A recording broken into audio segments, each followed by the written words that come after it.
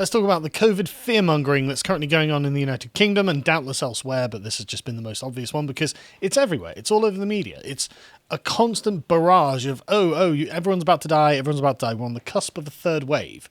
Okay, maybe, but it seems that we've really solved the problem of the coronavirus here. So this is just the latest COVID data. 660,000 tests a day with 4,000 positive results a day. So absolute tiny fraction of the people being tested are being tested as positive, with 120 patients admitted to hospital in a day. So in the last week, it's not even 1,000 people in hospital because of COVID, and there have been 46 deaths in the last 7 days. And in fact, this meant that on one day a couple of days ago, there was 0 COVID deaths in all of England. So like 50, 60 million people, something like that, living in England. 0 people on Monday died of COVID, I think it was. The 2nd of June, so Tuesday, I think that might have been. So yeah, this was, and on the same day, Wales announced 4 deaths. So it was a slight increase over the 2 deaths that were recorded the previous day. But as you can see, you can see by the graphs here, this is just over, right? And if we can go to the BBC one, they've got the graph. You can scroll down a bit, John, so we can see the COVID levels. So here we are. So stage of outbreak. Risk of healthcare services being overwhelmed? No. So transmission is high or risk rising exponentially? No. Virus is in general circulation? No. Number of cases and transmissions is low? Yes. And COVID-19 is no longer present in the UK? Well, nearly. Very nearly at that sort of point, actually. So we can see that this is just... I'm not trying to take a side, but it seems like the vaccination program worked, right? It seems like millions of people got vaccinated. COVID just fell off a cliff. Problem solved. As you would expect. As you would expect if the vaccine works, which it seems to have done. But you've got the stages of outbreak, and then you've got the government's own recommendations of what should be happening. So, I mean, what are we still at here? I think extremely strict social distancing. I mean, we're still doing that. We're still wearing masks. There has been a gradual relaxation of restrictions, but I don't think we're actually at stage 2 yet. But I mean, we'll get to that. Social distancing. Yeah. But anyway, so there was an interesting article in the Telegraph that went through the Office of National Statistics data and discovered that nearly 40% of recently registered COVID deaths in England and Wales were people who died primarily from something else. So they're people who merely tested positive for COVID, which means presumably they were kind of asymptomatic or this was not the primary means of them dying. So it wasn't the lethal factor. So out of 107 COVID deaths in the past week, 66 of them had coronavirus recorded as the underlying cause of death, 61%. So for the rest of them, it was just other cause, which was the major cause of death. And this is the lowest number of deaths since March 2020. This is unbelievably good news, but most of the coronavirus, well, not most, sorry, almost half of the coronavirus deaths aren't from the coronavirus. Even less scary, isn't it? Isn't it? I mean, good news. Yeah, it's good news. It seems to be, very, very... It wasn't as bad as we thought. Yeah, as Professor Kevin McConway, the emeritus professor of applied statistics at the Edinburgh University said, it's very positive. In most recent week, almost half didn't have the underlying cause of death as COVID. Sorry. I just noticed something though. If you can scroll back up to just above there, you can see the ONS continues to include those who did not primarily die from COVID in official statistics, even though the World Health Organization has issued guidance that they should not be classified as COVID deaths. I was about to get to that. In fact, yes. So, yeah. Because I have to wonder where social media stands on this. Yes. Because they have a standard which is you can't contradict your local authority or World Health Organization, but what if they disagree? Well, exactly. And what's interesting as well is the government is recording flu deaths as well as COVID deaths in the same category. So they might not be COVID. They might have been flu as well. I assume the WHO there also says don't do that. I don't know. I'd have to check. But that's the point. They're not following the World Health Organization guidelines. Don't know what we're supposed to take from this. But anyway, this doesn't matter because the media has decided, well, actually, we were getting a lot of clicks out of COVID. We were getting a lot of respect. People were paying attention to us. And so 0 deaths, but warning signals, say The Guardian. Warning signals. Warning signals. Everything's going great. Nobody's dying. That's worrying. Here's why you should be afraid. They say the COVID dashboard may be flashing 0 deaths today, but it's also flashing warning signals. There may be trouble ahead. The number of COVID infections is always the first figure to rise. The COVID infections have risen by about 1,000. over the entire country. Like, if that is I guess a warning signal, but it's a very, very small warning signal, an incredibly tiny warning signal that doesn't really warrant an article about it, especially when the deaths are going down in comparison. But they say, the rollout of the vaccine program may have severed the link between infections and deaths. In theory, it could, and that's the hope once enough people are vaccinated. Scientists are warning of a third wave already. There may be reasons to be seriously doubtful that there won't be. Seriously doubtful that we should be optimistic, is what they're trying to say. Because Public Health England found that one shot of the Pfizer or AstraZeneca vaccine is only about 33% effective against symptomatic disease from the Delta variant. Oh yeah, by the way, they've stopped classifying them as like the names of the places where they originate now. Is that the Indian one? I don't know. I didn't bother memorizing them. Or is that the Chinese one? Or? The Chinese one is the Alpha variant, 50% effectiveness against that. I assume the Delta variant is the Indian one. Oh, yeah, no, it is. In fact, I've got it in my notes just here. And so, yeah, we'll go to the next part. Next one. Pathetic individuals. Yes, because now we're talking about the Indian variant, otherwise known as the Delta variant, which accounts for at least half of the cases in 67 of England's 315 local authorities. But it's not killing anyone, as far as we can tell, not significantly any more than the other variants anyway. But that doesn't matter. Let's go to the next one. Is a third wave underway in the UK? See, as this spamming constantly to make you think that there's some dramatic third wave going on, but the evidence doesn't imply that at all. Boris Johnson is under increasing pressure to delay the final easing of lockdown restrictions in the UK on the 21st of June amid mounting concern over the spread of the Indian variant of the coronavirus. Excuse me, that's the Delta variant, you racists. The new the Kent variant. Are they still calling it the Kent variant? Or? Oh, that's very Anglophobic. Yeah. The new strain of COVID-19 causes cases to uptick in the northwest of England, parts of the Midlands and London during May, prompting fears that the Prime Minister pressing ahead with his roadmap to bring an end to precautionary measures could have disastrous consequences. You may well be afraid of that, but it doesn't really look like that's going to happen. Third wave could delay reopening, say Sky. It's every single one of these media outlets. Scientists warn that there could be a third wave that would be substantially larger if variants of concern comparable to the Kent one emerge. No, so they are still using the Kent. They are still using the Kent one, but the Kent one didn't have like a massive body count attached to it. It was just more infectious. Yeah.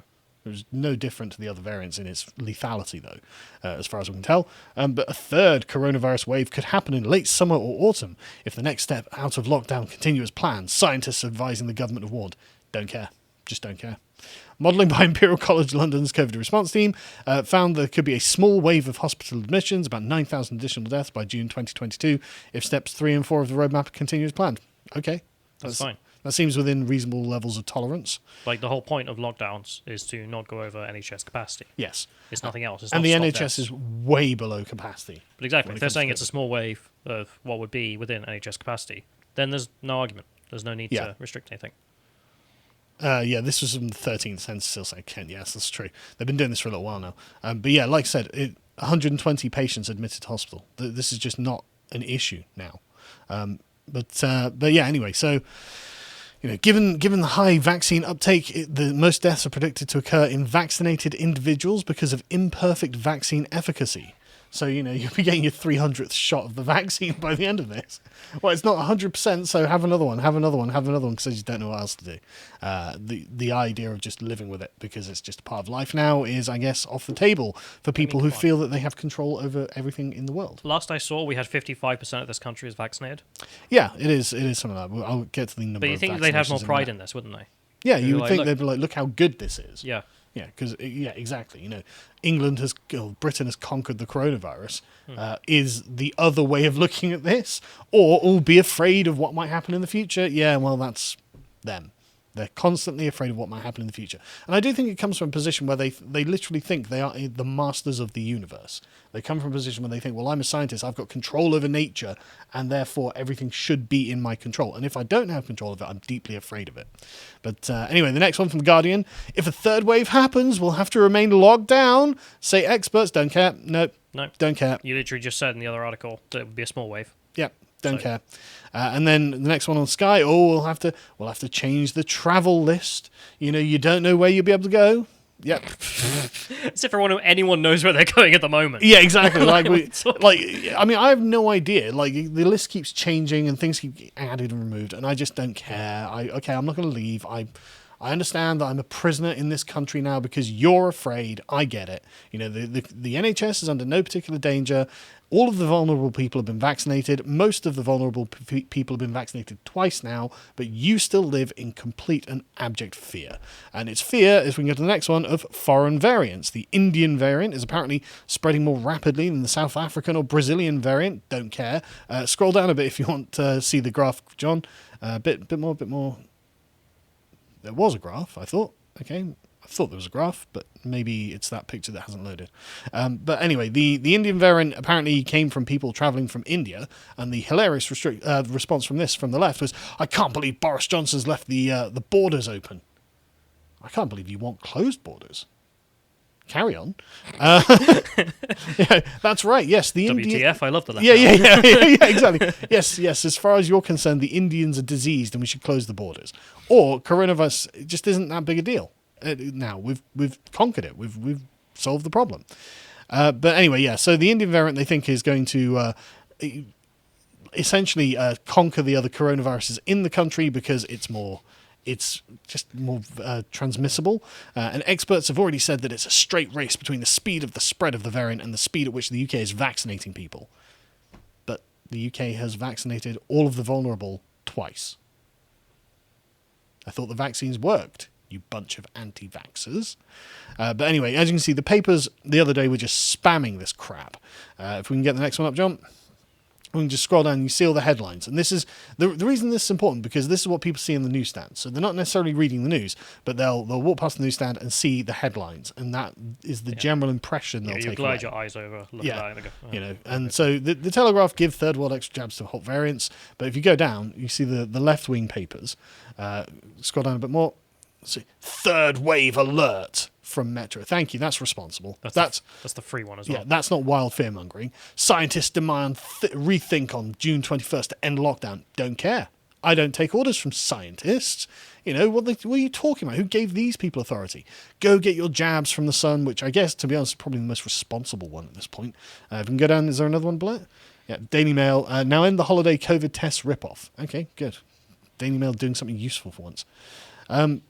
But yeah, so let's go on to the vaccination percentage. If we can go to the next one. So far, over 39 million people have had their first dose, which is 75% of the adult population, and more than 26 million have had the second. So everyone within the range of, within any state of risk. The delivery of the second doses to over 50 has been accelerated in response to the Indian variant. The problem now is, as you probably experienced in the United States and Canada and elsewhere, is people just not wanting the vaccination because they don't feel that they personally are at risk, because they personally might be quite fit and healthy and maybe they have had a COVID or something like this.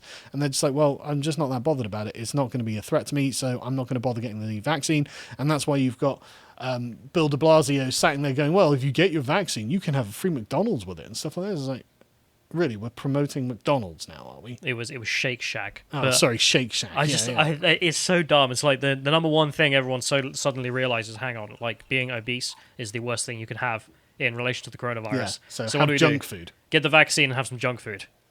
Americans. Like, something beautiful about them. Yeah, but I mean, it was also so irresponsible. It was also so cringe as well. It was such hello, fellow kids. I'm just going to sit here eating my burger to try and get you, and that's putting me off. Yeah. But I have to say, I mean, if you've got 75% of the population here vaccinated, I mean, what are you down to? 20-year-olds? Yeah, I mean, no wonder 30-year-olds now, 30-year-olds and above. Yeah, exactly. I mean, no wonder you're having a tough time.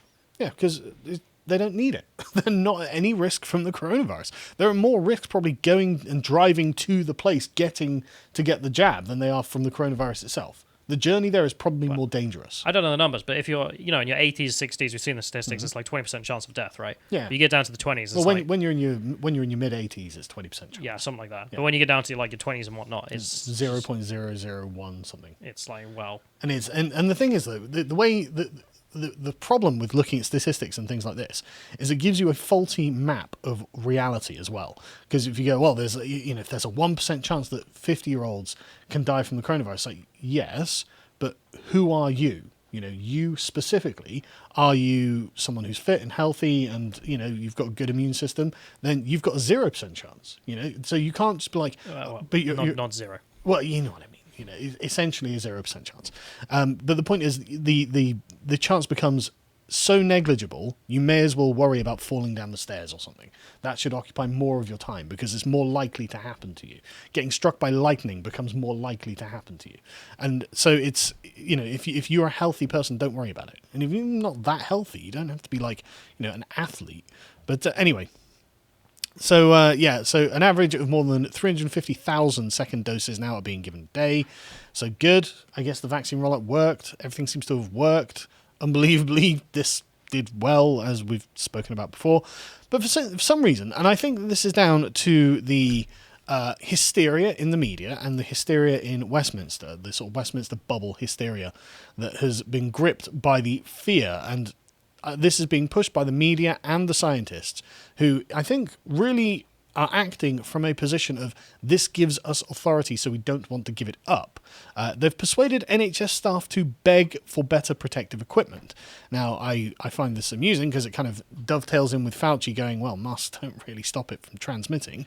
The more than 20 healthcare organisations representing doctors, nurses, surgeons and therapists are meeting officials from all 4 UK nations to plead for better protection from coronavirus.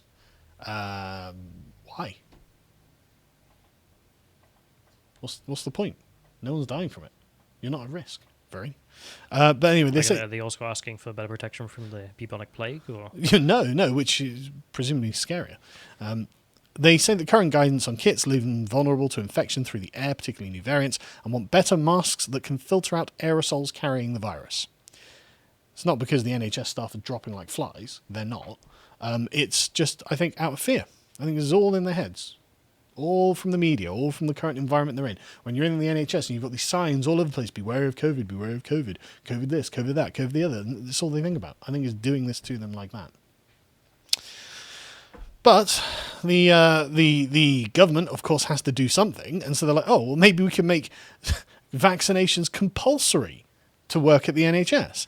NHS staff could legally be required to have a COVID vaccine under plans to crack down on transmission of the virus within hospitals. If you want to work as a nurse, and they've got a nice monopoly on this, they're going to force you to have the vaccine. Boy, I love government control. I love government control.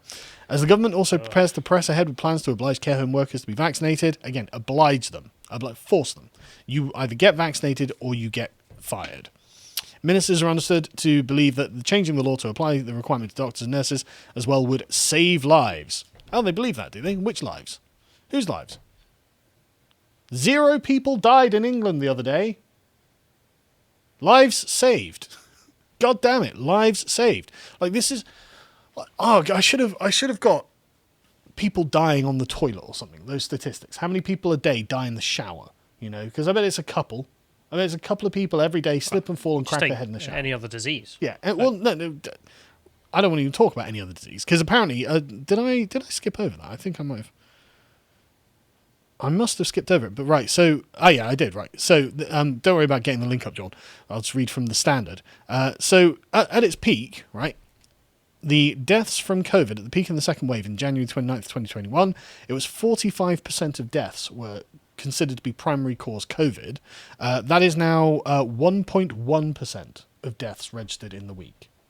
1.1 are primarily COVID. 1.1 deaths in any given week right now. Percent. Yeah, Okay. in the week ending 21st of May, out of the 107 deaths. So there are a lot of other things killing people. Yes. 1.1% of things that killing people is COVID. Yeah, 98.9% of deaths are other causes. Yeah. At the peak, it was 45%. Now it's 98 knots. So it's one of those things where it's like, okay, so you know, this hysteria is just not justified by the statistics that we have. It's not. And then going in, well, we need to compulsorily vaccinate people to save lives. The lives have been saved. The people who are vulnerable got their vaccinations and their lives have been saved. You can calm down. You can de-arm, de-escalate. You don't need to consider yourselves to be at war with the virus now because you've won. This is what a victory looks like. Yeah. So anyway, yeah. So under the plans, having the COVID vaccine could become a condition of employment by the NHS. Mad, absolutely mad.